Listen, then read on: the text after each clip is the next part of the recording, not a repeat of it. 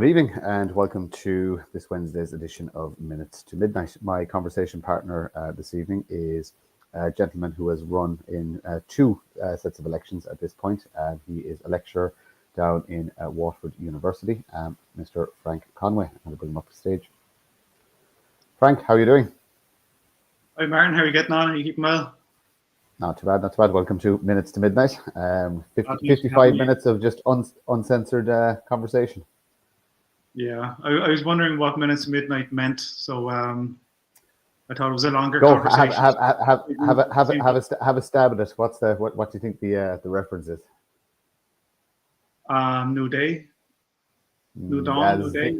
There's a thing called the Doomsday Clock. Yes. It's yeah. So we're always at 5 minutes to midnight, and that's where we should stay. We get very, very nervous when we get 2 minutes or 1 minute to midnight. So it's about just we'd say keeping it at 5 minutes to midnight for as long as we can, because when the clock moves forward, we're all in trouble. So, Mr. Conway, you have run in two sets of elections, local LEAs in Waterford, and you have run in the general election. You're a lecturer by trade. You, as I would say, had the perfect kind of cushy number set for life. You know what I mean? Good job. You know, in the system, whatever you want to say it, like, you know what I mean? Why would you put your name out there as a nationalist candidate? Yeah, I got that a few times. Would you not just finish your day work and go home and, lock the door, put your feet up, or do your exam papers, or do whatever extra bit of work you have to do and forget about it all? Why would you put yourself into this position? And yeah, when that kind of question is put to you, you kind of take a step back and think, I felt it was more than that, that I just felt I couldn't do that. Not that I was going to make the change, but I just wanted to be part of a change if that was any way possible. And I just had an eye-opening, I guess, as to what was happening over the last number of years. I kind of got it back in 2007, Martin, with the financial crash, to be honest. But I never really kind of spoke to people about it. And then when COVID hit, that was another defining moment. And again, I didn't know anybody, like the people like yourself and that. I've only kind of got to know you lately. Like, this is my second time seeing you in person, and we've never seen each other actually physically. But we met in Melleray briefly, yes, very briefly. We did.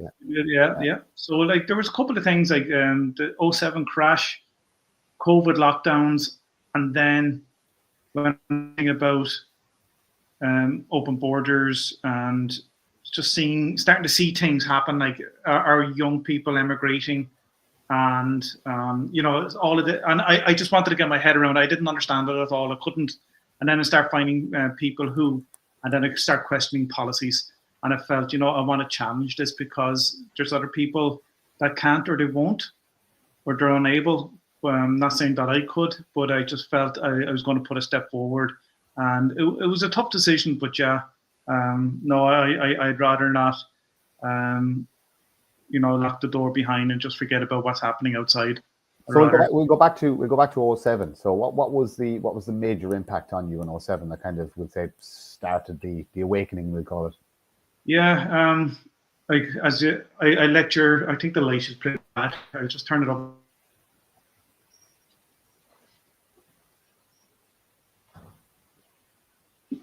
But I lecture economics and finance modules, and I kind of brought one in just before that, and had a couple of topics in it, and one was they're aware of the black swan now, so it was kind of like a philosophical type teaching, as well as the older type theories. But I'm not a fool either to think that theories are reality that's happening out there. They're simplified models of what's happening in the real world, and it's too complex, the real world is. So you try to condense it and explain it with assumptions. So you're teaching this in the classroom, and then this catches you, the 2007 crash. And I never heard of quantitative easing to the point where it was introduced at the time, and then the other two levels. Back at some old text, and I looked at the quantitative easing mentioned. It was only kind of a small paragraph, as if it will very unlikely happen, not that important.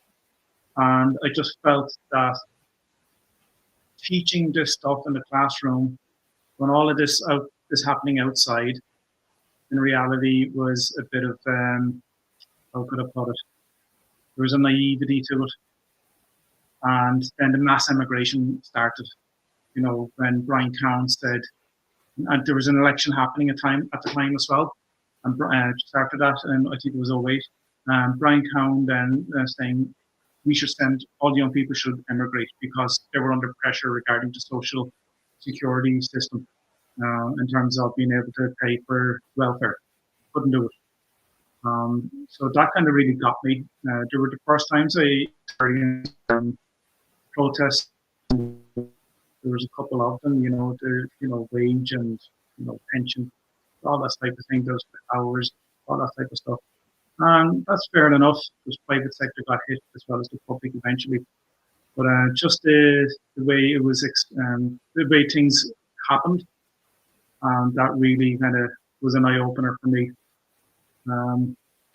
I'd never kind of expressed those in the classroom, whatever opinion that I have. I make sure I separate myself from whatever I do. But yeah, that was a big thing, big shift, the emigration of our people, and it just like this happened in the 80s, this happened in the 50s, this happened 150 years ago or 180 years ago. Are we the type of people who are? Is it all cyclical? Is it all just cycles? I have a theory that it doesn't matter what you do, that you inevitably come to this point in bigger circles in history. You can map the fall of empires, that they reach a certain point and there's nowhere else for them to go. The collapse is inevitable, and to a smaller extent because we're an island nation, that we have these cycles of boom and bust, boom and bust, boom and bust, and they're I mean, without exiting the market completely and trying something different, that they're inevitable. They're unavoidable, so to speak. What would your thoughts on that be? Yeah, like there are different types of cycles. You have your structural change for businesses as well. We talk about, but yeah, from a population perspective, I'd say there is, but ours seems to be fairly kind of short term. In terms of the cycles, they come across around very quickly. And I remember, I think 13, and Kenny was saying that he wanted to have a kind of a big welcoming party. To have our people come back for maybe a couple of days and celebrate, the return of people. I forget what that was called. So they kind of wanted to create festivals and all that. And they also lauded themselves, saying they had a low unemployment rate, whereas Spain and Portugal, their unemployment rate among their youth was anywhere between 25 up to 40%. So they don't have that cyclical thing that you're saying.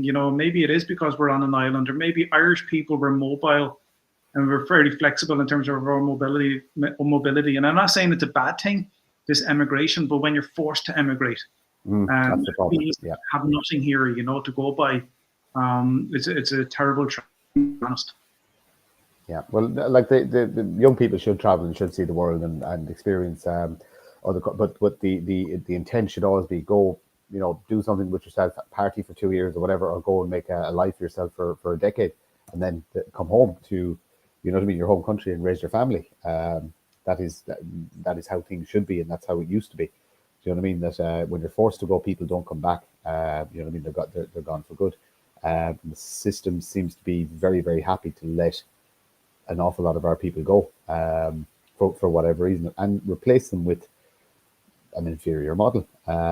We'll come back to that though. So we talked about 2007. So what effect did COVID have on you, would say, from 2020 to 2023? Yeah, well, my sister was in Hong Kong at the time, and she was telling us back in late 2019 what was happening there. And we saw it on TV, and it was coming, but no one spoke up. I said, it's coming, start preparing. And that's when I actually started telling students, I'm probably one of those people who helped clear some of the shelves of toilet rolls at the time. when I advise some people to, do it, but not in one big bulk. I just say, leading up, whatever. She's telling us what was happening there because it was the same situation over there. She found herself having to go into a restaurant and maybe get a few napkins and bring them home, and kind of build up. It was that scarce, it was shocking. And then just seeing, as we were referring to now, the pandemic and the kind of the drama that was being played out at the time, I kind of was very doubtful of what I was seeing. And there was no way on earth I was actually going to take an experimental vaccine. That was not happening at all. Unfortunately, a lot of people I know did take it. My kids weren't taking it. That was not happening. And I didn't care if I was never going to travel again, that I wasn't allowed in a restaurant or a coffee shop. I did not care. I just honestly didn't. And I had an uncle and a cousin, and I eventually were the first people that I knew after a good few months that actually were the same as me. He was happy to sit outside a hotel on his own with a table and chair brought out for him in front of a big window and he was like, he was on show. Everyone was looking out at him. They were all inside eating. So why don't we ever refer to what that was? Because a large portion of society, myself included, were completely discriminated against. We were apartheid people. We were treated as second class, perhaps third class citizens. Yet we don't seem to kind of use it or give out about it enough. Or is that just the nature of the critical thinker? We just kind of go, well, we're going to get on with it. We're not going to look at the past, and we're going to keep moving forward to make. Like one of my personal goals is I want to ensure politically that can never, ever, ever happen again, ever in the history of the state. It was a huge psyop, wasn't it? The hundreds of billions that was pumped into this, and to have the likes of celebrities to push a drug on your TV, in front of you on your TV, because that's all we had in front of us was the TV. That was because you weren't.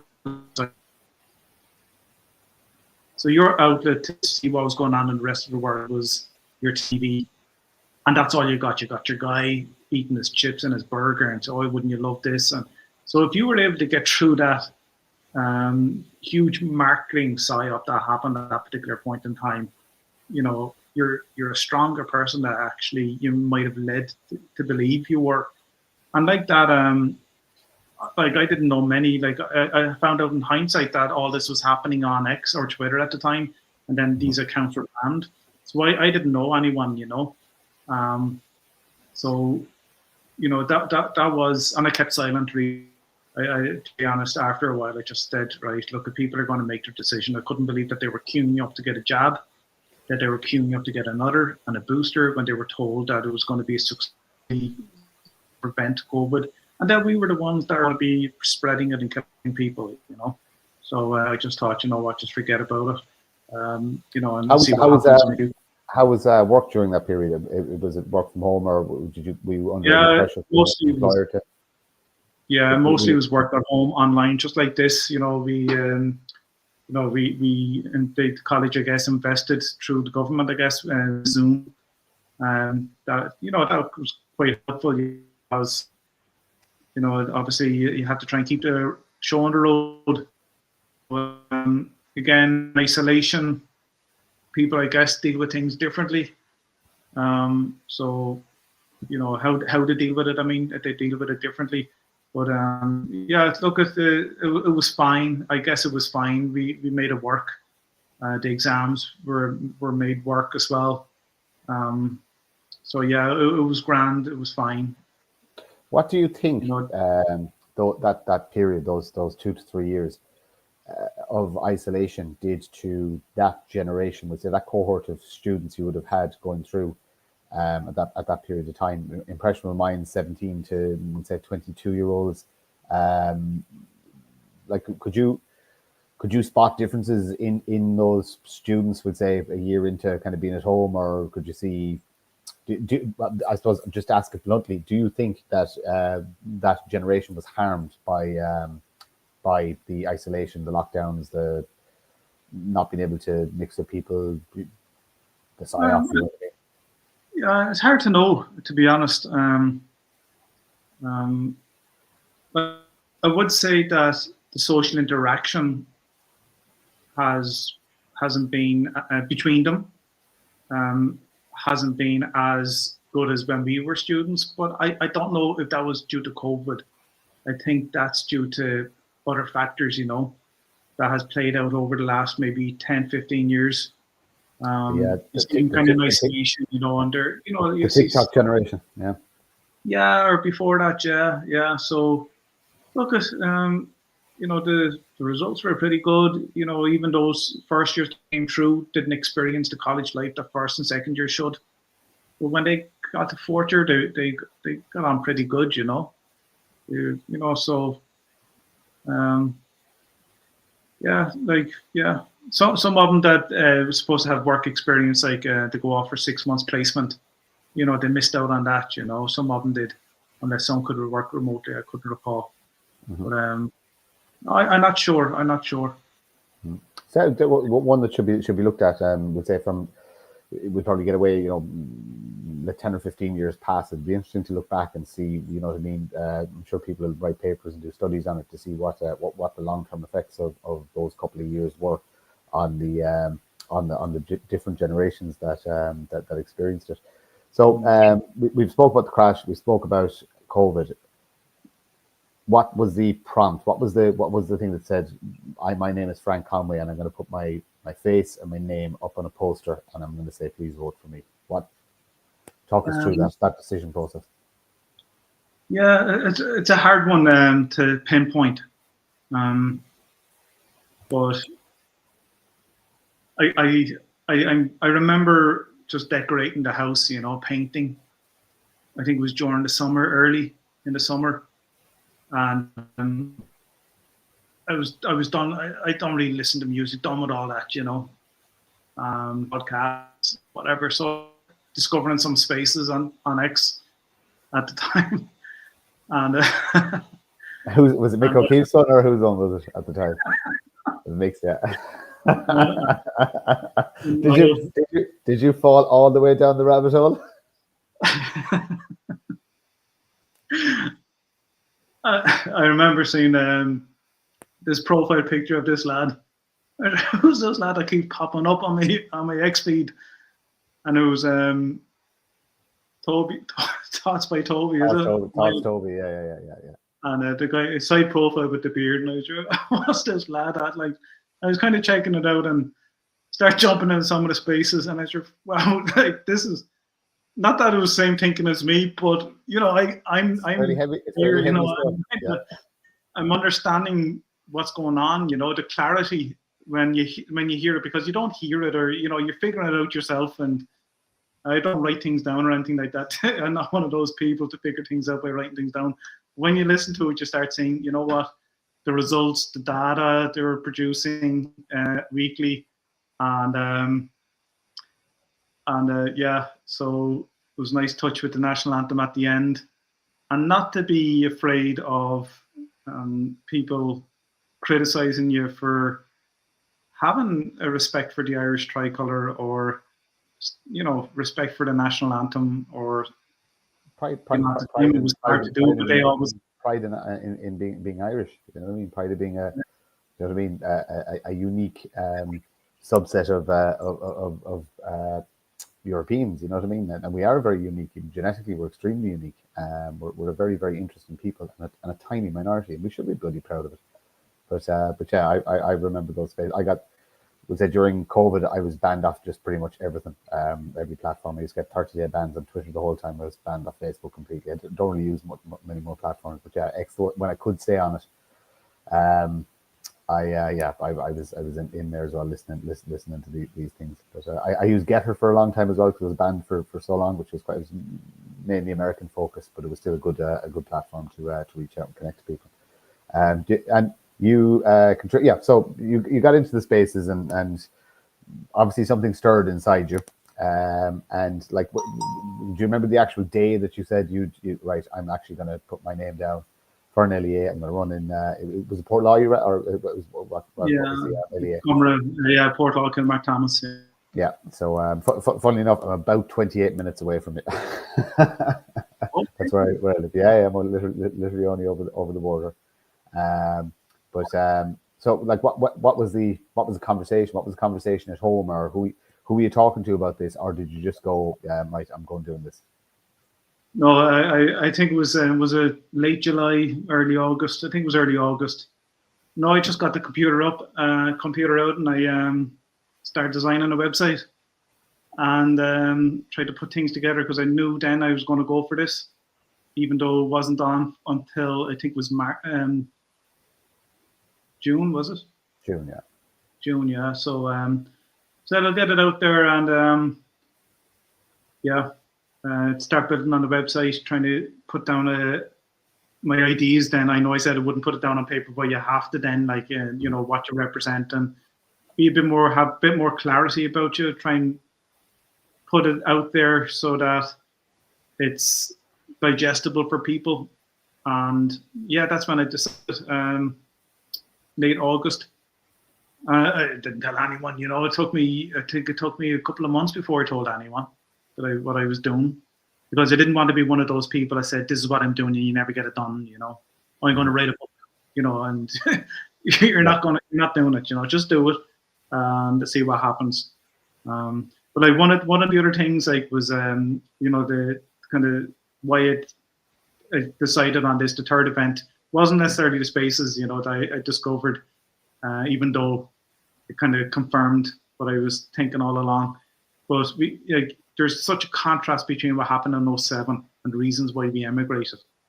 Such a bad economy, crash, lost our sovereignty, had high dependence. They tried to take away, infrastructure, whatever it might be, and then we have fast forward,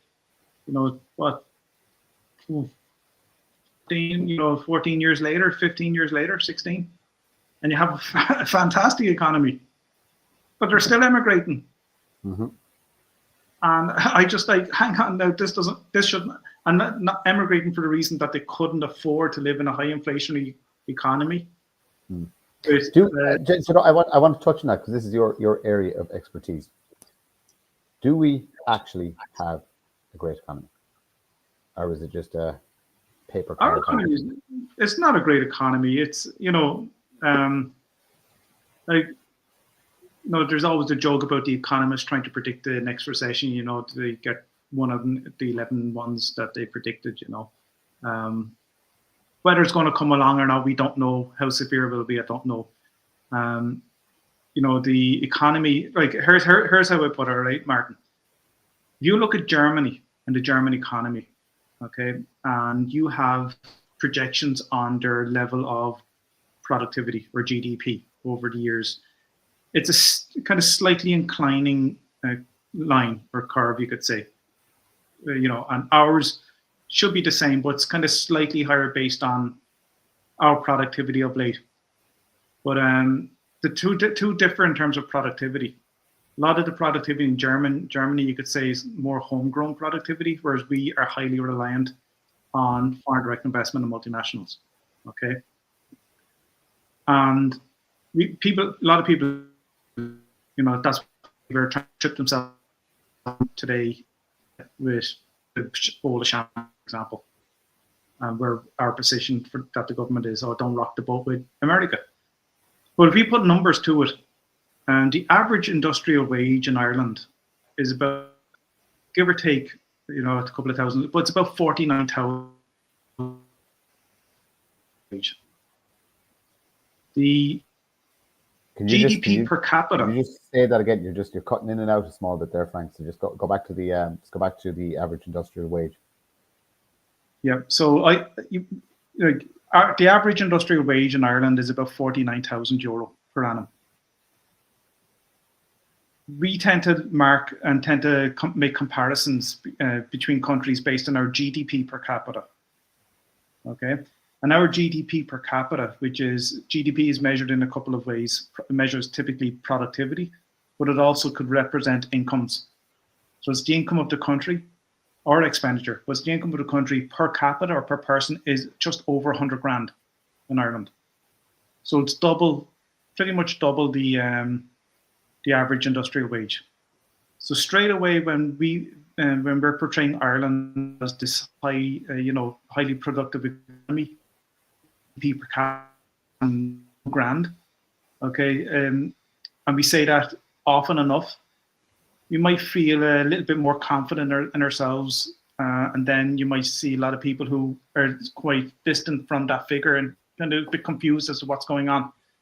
But Germany, on the other hand, Germany's average industrial wage is about 47,000 euro as well, very similar. But its GDP per capita is pretty much identical to its average industrial wage. So there you can see that they're not reliant. Okay, they have foreign direct investment, but you name manufacturers in Germany, that are, how could you say it, perennial. They should be perennial. In other words, they should last, like the Japanese family farms should last hundreds of years. The forges, and the forge pottery or whatever in Japan. The Germans have that potential and ability. They have the ability, they have the potential, yeah, but they adopted the green policy and exactly. which basically just destroyed them. And I mean, can they recover from their energy deficit? Because that's the huge issue with Germany at the minute, is they've shot themselves in the foot in relation to energy, and they don't seem like they're going to backtrack on it, because they're one of the main pushers for maybe not main pushers, but the EU influence is strong in Germany. The Brussels influence is strong in Germany, so they're pushing for the EU army. They don't seem to want resolution with Russia, which, if you got it, there's your supply of cheap energy straight away. The Russians are more than happy to sell gas to all of Europe, you know what I mean, and reap the rewards for it. But even though Russia reaps the rewards, Europe as a whole benefits because of cheap energy. So, like, Gad Saad has a wonderful saying. He calls it suicidal empathy, and there seems to be this almost self-destructive nature across a lot of Europe at the minute, that we seem to be doing everything in our power to destroy ourselves. We said the elected officials, whatever you want to call them, the elites, whatever. Have you any thoughts on what, why, when, where? Why would societies be harming themselves? Again, that's another question I'm trying to figure out, and it's taken me quite a while, to try and, try and piece it together. And obviously, if there's something that's happening like that, whoever's doing it doesn't want you to find out the root cause of it, So it's a complex web, I think. I like that those perennial companies that you mentioned, like, in Germany, not only the nuclear option is gone, the DEI that they have introduced into the workforce is one of the, let's say, if you want to call it, part of that suicidal empathy that the country has fallen into. And look at both sides. It's a productivity killer. So we can. I obviously would not be a fan of any of the flags or movements or anything to the left, and I have no problem saying that. But just purely from a business point of view, DEI is an absolute productivity killer. It absolutely, you waste time and resources on absolute nonsense, and you're manufacturing nothing. Other than creating non-existent problems.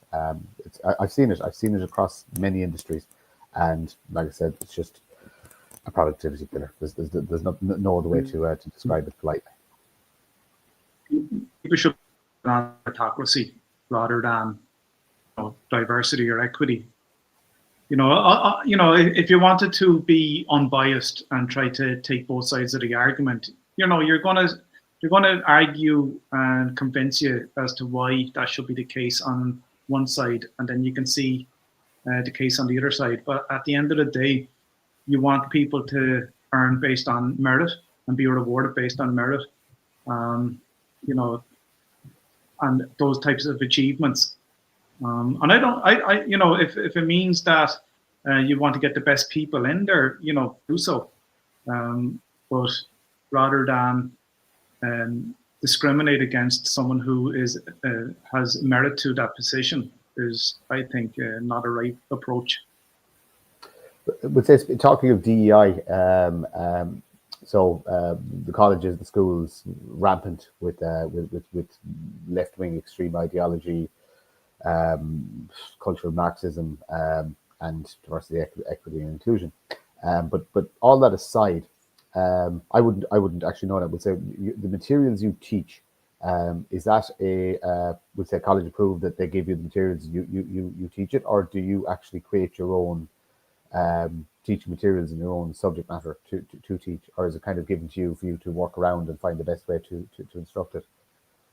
Yeah, like I can only speak on what I experience. You come up with a curriculum every 5 years. It's reviewed, so that gives you an opportunity to add in or remove, and I guess topics or content that way. And that you have to go through a couple of processes, external reviews, and it's a rigorous I guess process. You take your program and your modules through. So you like to believe, and I from my experience anyway, it's been the case anyway, that it's rigorous, robust type of analysis based on what they're seeing, and how we produce and what we want to produce. So at the beginning, I guess unless there's dramatic change to a module, you're pretty much going the same direction with it, unless obviously something is being debunked and you might like to remove that or whatever it is. But I can't speak on behalf of, say, the English department, literature, the arts and the arts degrees, what they do. I know they kind of bring in guest speakers, and they also have some might have a podcast where they might bring in some of those types of views, But your curriculum would not have been, directly influenced. Somebody didn't stick in a module saying you have to talk to your students about this, and it's woke nonsense or gender nonsense or something that you were maybe uncomfortable with teaching. Not that I have. No, I've never done. No. I guess mine is like maths. I do a bit of maths, some finance, economics. So real world stuff, as opposed to So basically, it is all the arts degrees. maybe I don't know. But like I know some people criticize the colleges and all that. Maybe it's like that somewhere else. Like you kind of see a group up in Trinity College, the Students' Union there, and they seem to be the front. But we have to be careful that they don't represent the majority. But maybe it's the hotbed. Like a lot of the students, they're just normal people like you and me, and they're aware of. Some are quite aware of this, and they'd like to stay clear of it. Mm-hmm. So, staying on the topic of colleges, Mr. Professor, whatever you want to call them, John O'Brennan, he has done your chosen career path no favors. What do you make of him? So you're on Twitter, so you know who this guy is. You see his tweets. We all see his tweets. I used to troll him. I used to troll him quite a lot. But I stopped because I realized that I'm actually wasting valuable. It's unproductive is the best way to do it, because he is a troll. He's putting stuff out there to garner reaction, garner follows, garner. I don't know whatever. What do you think of him? Look, he does pop up on a timeline. I know in a way his views on and his outlook on certain things. I don't engage, to be honest, and I never really watched Upfront on RTE. It was mostly on the Tonight Show on TV3 until the two ladies, Claire Brock and the two Claires, I think, went. I kind of, towards the end of that anyway, I was kind of getting fed up with that. So I was always watching that. So I didn't know what was going on, that he was even on the program until a few kind of comments were starting to be made that they were a bit too forthcoming from his own personal point of view and could be harmful. And I wouldn't say US-Irish relations, but given the way they're banjaxed already, so I'm not worried about that. Sorry. When I looked at it, I said, I'm not going to look. And then it came a bit more frequent, and I said, the curiosity got the better of me anyway. So I had to look at the snippet, or I had to go on +1 on RTE to kind of catch it a bit. And I was pretty surprised what he said. It was obviously prepared, or he knew what he was going to say. And even seeing the reaction of Claire Daly, said a lot as well. So look, I don't really want to comment on it, only that I totally disagree with what he had to say. And perhaps said it at all. But look, I'm sure he was there on a capacity that was unrepresentative of Maynooth. But, they did get the credit and the title when they were showing his name. So, it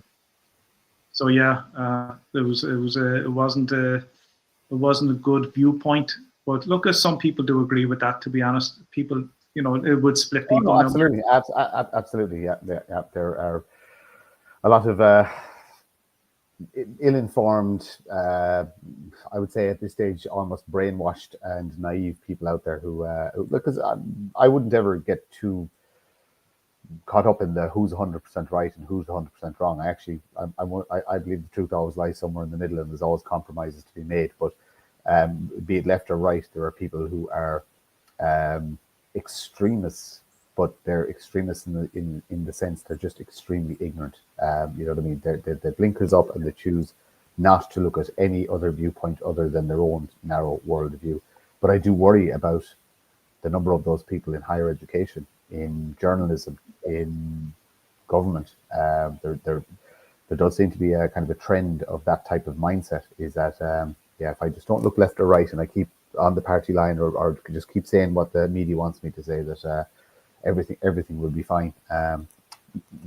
But also the fact that they've got the blinkers up, that they fail to see, or maybe they don't care, the actual harm they're doing to society around them. Very, very worrying times. Do you think? What's worrying though, Martin, is this the type of bias that's been kind of pushed in the lecture hall, or in the secondary school classroom, or or primary school? Well, it is. We know that as a fact. I mean, any person who looks at the current secondary education curriculum, and I have one child left in it. It's not healthy. It is not healthy. And more importantly, most of it is not even useful or relevant. I've an interesting education model or thoughts on education, which would be that if you can finish primary school relatively unharmed from nonsense, with the ability to read, write, and do basic mathematics, the world is your oyster. But if you can read and write and actually comprehend what you're reading, there's nothing you cannot do. And I think that we need to look at a lot more homeschooling models, a lot more, we'll say, trade-based education models. The multinationals are going to go. Pharma is going to go. If it doesn't happen now because of America, it will eventually happen. One of the biggest things that keeps industry in Ireland, other than the tax rate, is, especially for anything to do with manufacturing, is clean water supply. And people don't realize this, that a lot of companies won't set up in China or India, and because they can't be guaranteed clean water supply for manufacturing. As soon as, we'll say, what we would class as kind of third world, or maybe a little bit above third world countries, get sufficient infrastructure, people aren't a problem, labor isn't a problem. These companies are leaving anyway, regardless of what happens in the Trump presidency. It's just a matter of time, and we have no plan B. We've no backup. We're destroying agriculture. We've given away our fisheries. We don't seem anyway interested to start looking for or securing our natural resources off our own coast. So like when the multinationals pull out, we're doomed, and it'll be very difficult for us to recover. So what are your thoughts on, if I was to say that I've the magic wand and I can actually change things, that I say, well, guess what? Second education as it is going to be wiped out, and third education as it is going to be wiped out, and there'll be private models available there that people can go and pay for. But outside of that, you go and learn to do something with your hands. You learn how to farm, you learn how to fish, or you learn how to manufacture, or you know what I mean. We have the ability to sustain the economy just on our fisheries. I'd actually like to see a big, massive naval shipyard in Ireland. And actually us to have a massive navy, because we're a coastal nation. We should be able to defend our coast and actually drive all the foreign fishing vessels out of our water through sheer might of force. Perhaps pie in the sky, but you could actually build an industry on that alone. You know what I mean? Building watercraft. Yeah, like I went out to Dunmore East there a few months ago, and they were doing a kind of an open show on the sea wind farms. What is it? The wind farms out at sea? Yeah. Yeah. You're saying this is going to bring a lot of employment, and I was very skeptical. You know, no way. It's dividing the communities out in Dunmore East, splitting them down the middle, for and against. And you know, I would rather a model like yours than putting some untried and untested type energy supply out at sea. That's going to have more. It's going to cost a lot more. It's going to bring about a lot of waste to Green Party policy. You know, it's so ironic in that it's going to do more harm than actual good. Like there's 3 of them out there behind me on the hill. Yeah. On a windy day, they don't even go, and then you see it's still they. Turn them off. Yeah. It goes. Are they being fueled by a generator? So there's a lot going on inside those. So the first thing you have to take into account is, number one, the amount of concrete and steel that goes into the foundation of it. Right, you would not believe concrete is actually one of the most unenvironmentally safe products ever produced. There is tons upon tons of on the seabed. Sorry. Imagine the fracking that would go on in the seabed. Oh yeah. Gases. Yeah. So you have that. Then you have the amount of actual lubricants that are required to keep these. These things are full of oil-based lubricants, which leak all over the place. You know what I mean? I don't know if you've ever seen the sometimes they go on fire. Have you ever seen one of them go up in flames? Like they're a nonsense concept, but somebody is getting very, very wealthy because of these. Personally, our energy issues could be solved with one simple solution. We need one micro-reactor in this country, and that's it. And because we're such a small nation, one micro-reactor is actually enough. We'd probably be able to generate enough power from one micro-reactor to actually even be able to sell power to France, if it was based in Cork. Like, I don't know why.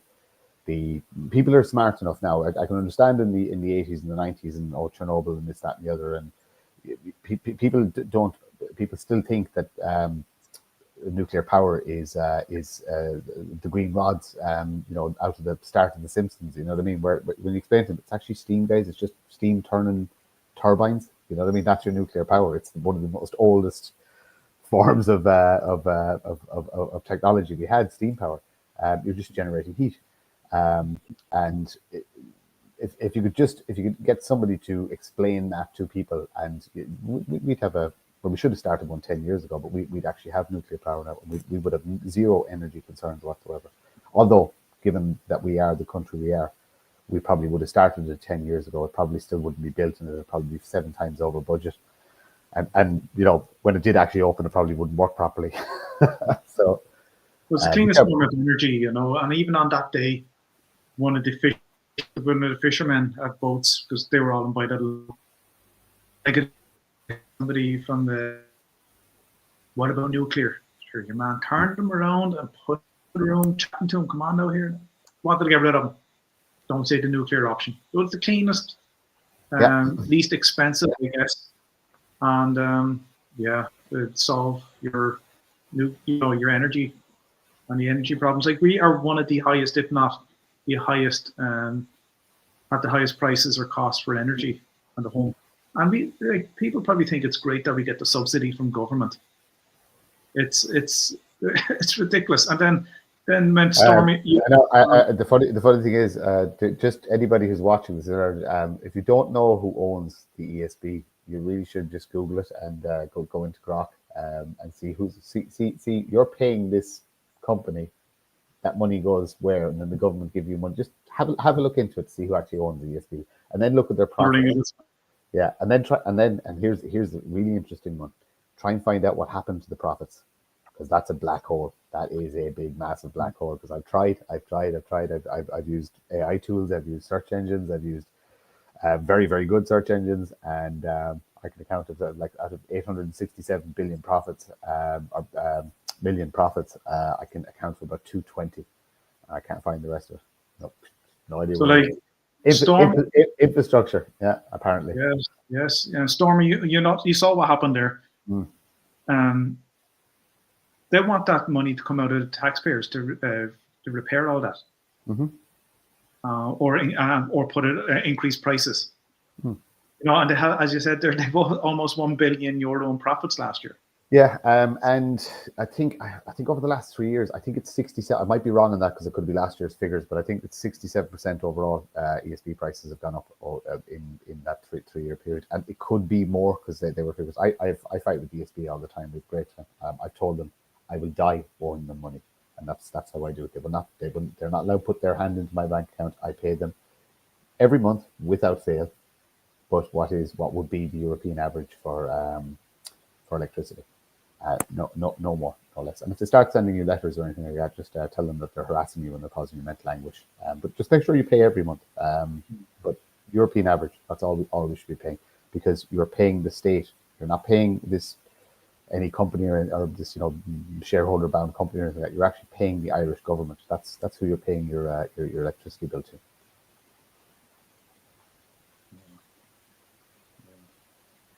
Yeah, rant over.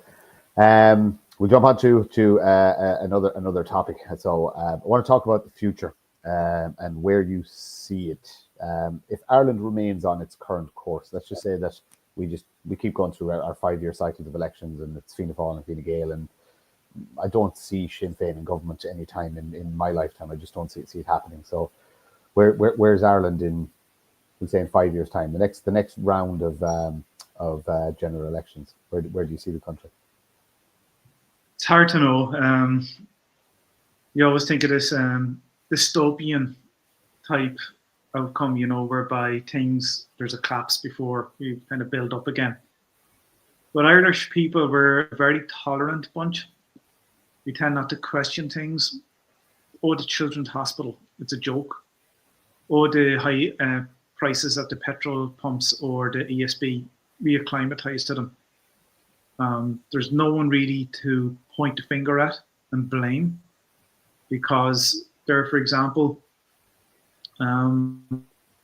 was Simon Harris recently talking about the inefficiencies that were going on, the €14 million, whatever it was, spend, because he's piggybacking on what's going on in America with Doge, and he wants the efficiencies now. But he's talking about his own department, let alone he was Minister for Health when this Children's Hospital went ahead. So we're very tolerant.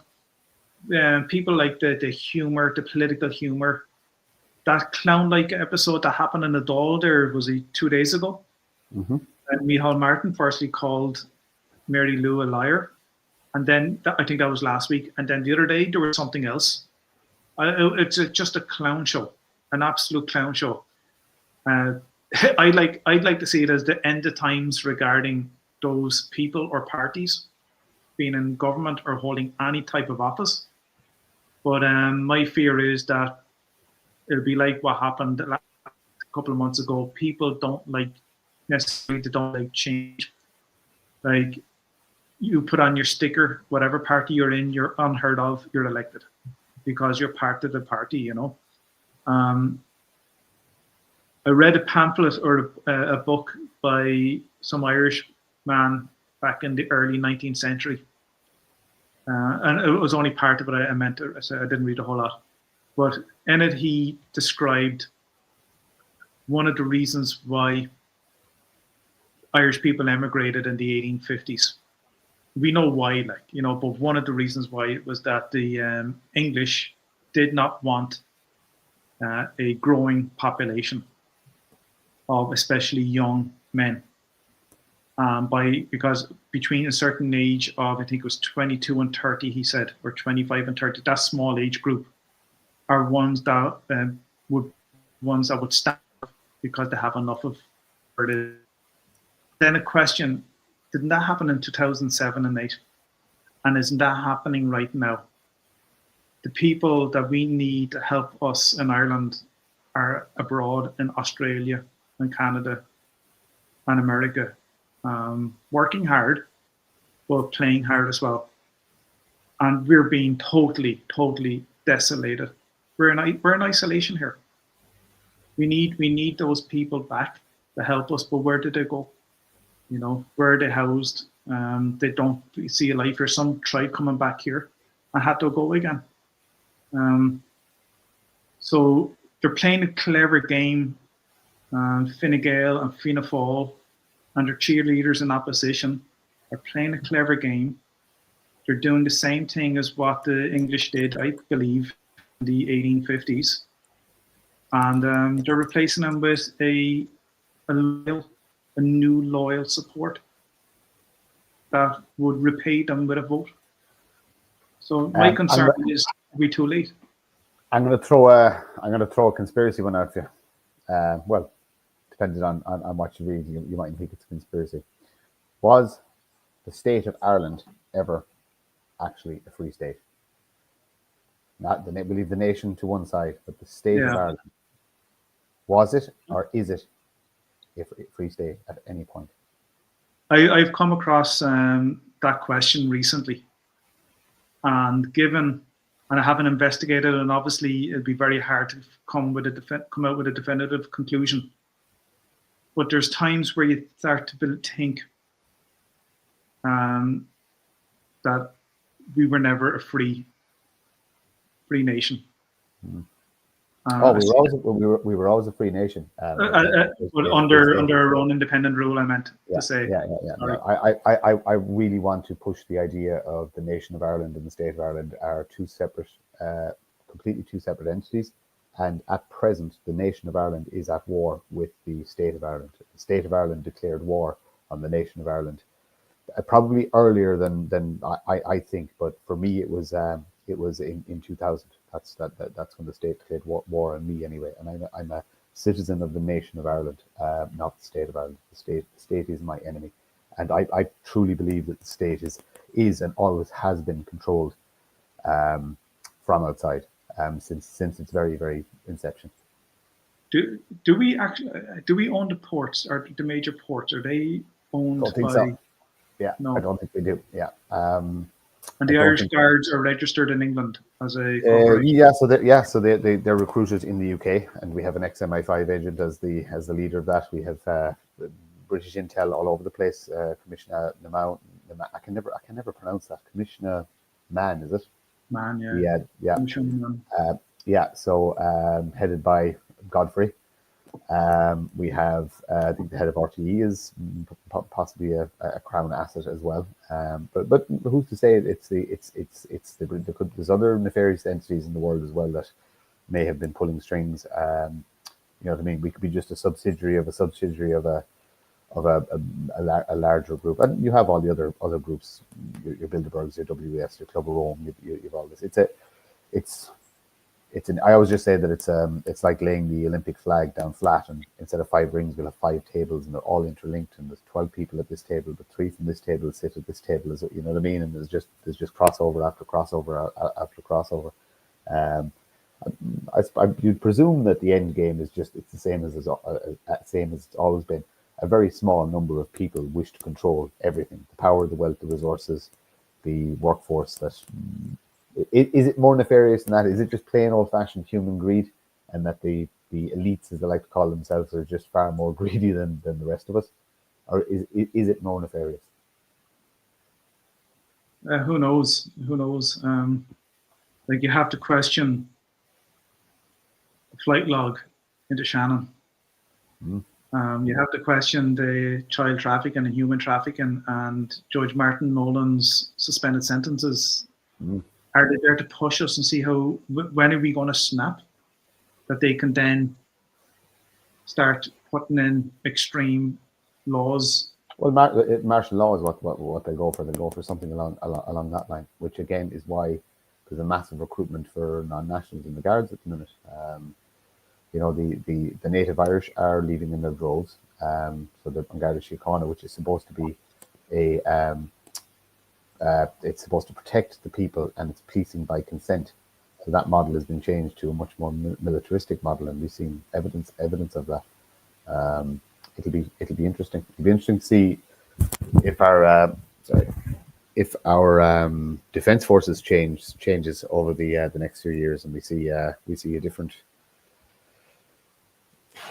I'm not calling them Irish, a different ethnicity of people in our across the majority of our defence forces, or maybe the new to the parish will all just be issued with nice blue berets and told we're told they're the army now, and that's that's it. But again, like I said, it's very hard to quantify. It's very hard to put it into this. It's hard to decipher fact from fiction, and sometimes you're thinking, Jesus, is this all in my head? I asked that quite. I asked that on a regular basis. That I hope grounds me, and then we have a conversation then, and we go through the points and the facts and things that have happened, and we're actually able to say at the end of each of those conversations that no, we're not imagining this. This is not in our head. This is not PTSD from COVID. This is not anything. This is actually happening. You can see it. You can measure it. You can feel it. You know what I mean?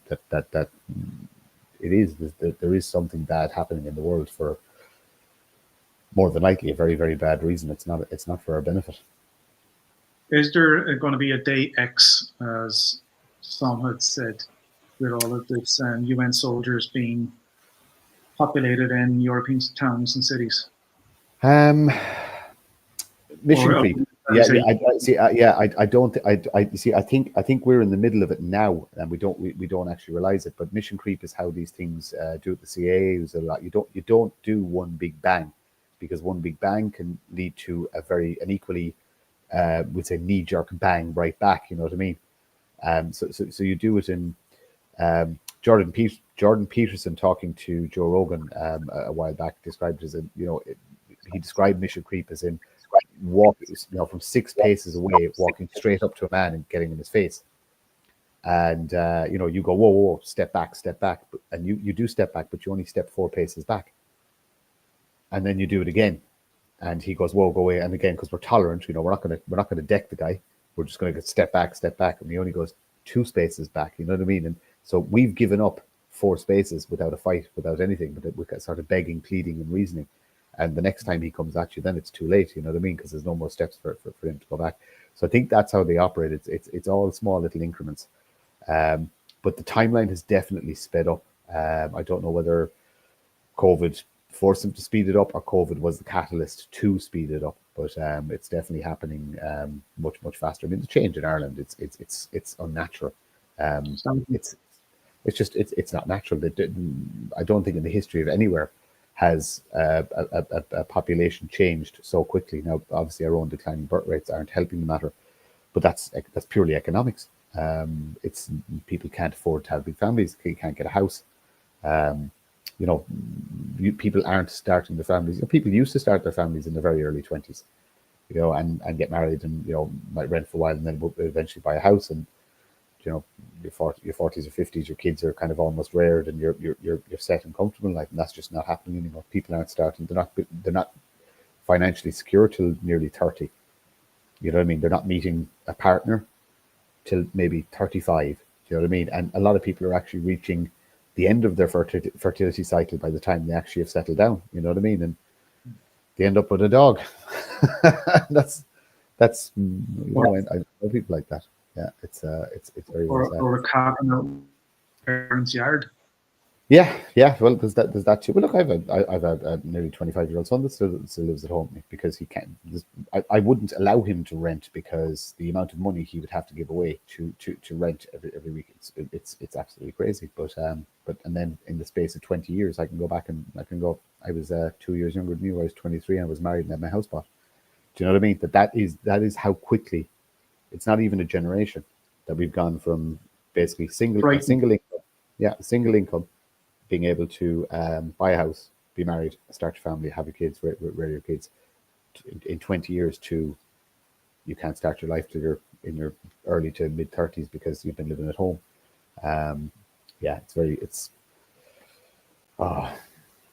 It's terrifying when you think about it. But again, I do this because of the guilt I carry, because I allowed this to happen. I was asleep. I didn't see it. I only saw it when it affected me directly. You know what I mean? And I've always been a little bit argumentative, and you know what I mean, and I'd push against employers and stuff like that, but I did not see the big picture until they told me you can't go here now and you have to stay in your house.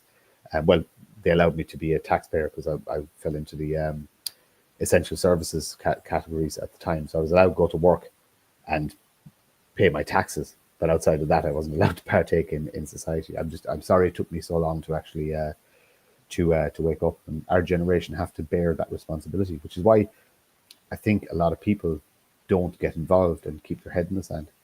You know, I don't think they're mature enough to face that guilt and that responsibility that it's our generation's fault. It's the cohort that are kind of 35 to 55. You know, we dropped the ball. We're the ones who allowed this to happen, and we're the ones who didn't push back sooner.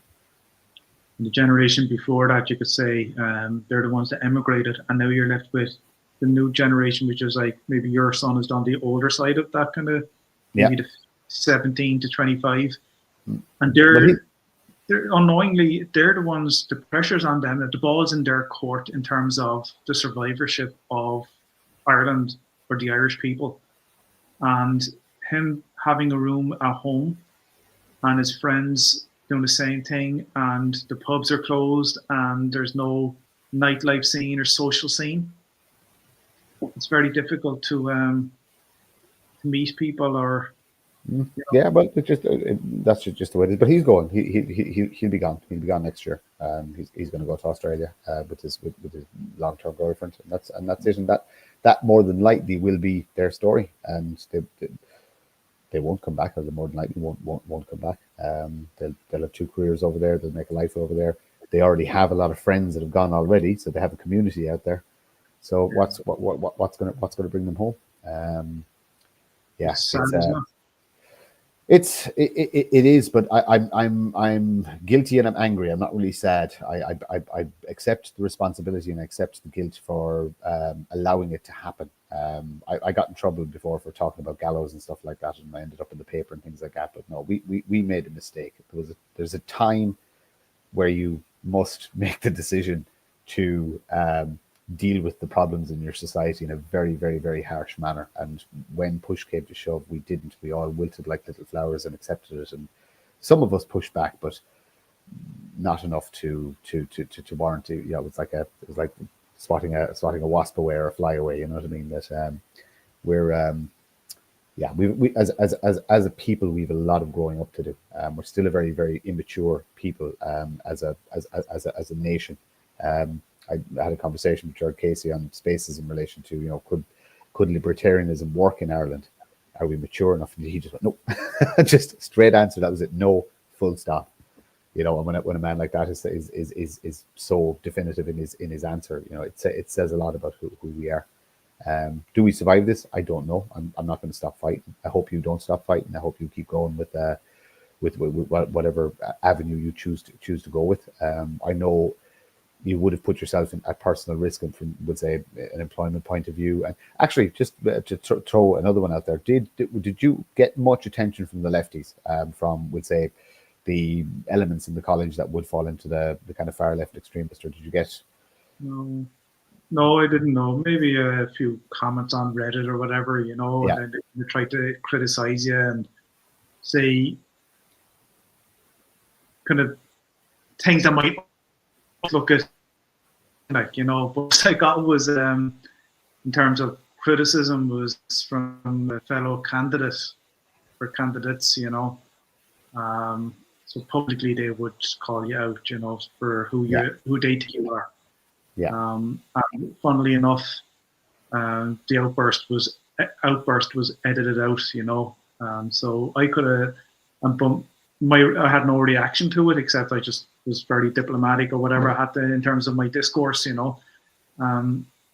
But what I was thinking in hindsight, what if I reacted to her outburst, accusing me of this and repeatedly saying it, and they edited her out, but left me with the reaction that was kind of a reaction to nothing. It really showed me up. So not that I thought of this in advance, but maybe it says something about my nature as a person, and that I need the bullet, or kind of take the bait, I guess. So could have come out bad for me, even though I had reason to react, and I didn't react. But it's but it's a learning curve for me. That's your you know what I mean. That was your first time in politics. It was probably your first. Whereas you'd be used to speaking probably in panel format and on panels and to other people, you're probably more used to debate as opposed to out and out attack. You know what I mean. It is something. It's a new skill set that we all had to learn. You know what I mean? How to do it. I've been baited so many times. It's not even funny. And then sometimes I generally just want to say something funny that's wildly inappropriate. You know what I mean? That I just throw it out there. But like I said, the thing is, I believe in 100% free speech. So I've never ever deleted anything, and it's there forever. I don't care how long my life is or how far back people go to say you said this, whatever. Well, probably at the time I bloody meant it. You're entitled, I guess. Obviously you wouldn't like to upset people, but if you know what? No, sometimes you need to upset people for various different reasons. Even I know it's petty, right? But sometimes it's okay to upset people for your own personal amusement. Comedians do it all the time; they make a living out of it. You know what I mean? So it's fine. Sometimes you need to upset people to get a point across. Sometimes you need to upset people because it is the only way that the information will resonate with them. There's no other way that the softly approach just will not work. It's the stick and the carrot thing. You know what I mean? Some people react to the stick, some people react to the carrot. But I think everybody just needs to be a little bit more inappropriate from time to time within reason. You know what I mean? I wouldn't ever condone somebody being mean just for the sake of being mean. But if you're trying to get a point across, or you're trying to tell a joke that offends 1% of the 100%, then go for it. You know what I mean? What about it? Life's too short to be self-censoring and watching your P's and Q's too much. So on that note, tell your worst, most offensive joke. I'll go now, Martin. I'm only messing. I would put after recording, yeah. I wanted to finish on a laugh. So that was because we got into some fairly heavy stuff there, and so it's always good to kind of just finish with. We've gone way over time. I normally cut it off after 50 minutes, but the conversation was flowing. So I'm gonna have to. I have this thing actually where I actually will take the time off somebody else just to ensure the 55 minutes balances out. I had one or two shows that went a bit short due to internet connection, and somebody actually got sick once just in the middle of the show, which was brilliant. I'll have to do the maths on it now and see, do I have time? What have I got? 15 minutes over. So listen, I'm going to drop you down. Stay on, because we'll have a quick chat in the green room, so to speak, afterwards. And thank you very much, Mr. Frank Conway, for joining me tonight. Thanks, Martin. Thanks for having me. That was a great conversation. Went way over time. Great viewership. Thank you very much. It's going up and up every week, so I really, really appreciate it. I enjoyed the comments. I'm sorry I don't post more comments, but I'm so focused in on the person I'm talking to. I glance at them from time to time, but I can't really take them in. But hopefully I'll get better at this, and I'll be able to fire up some more of the comments.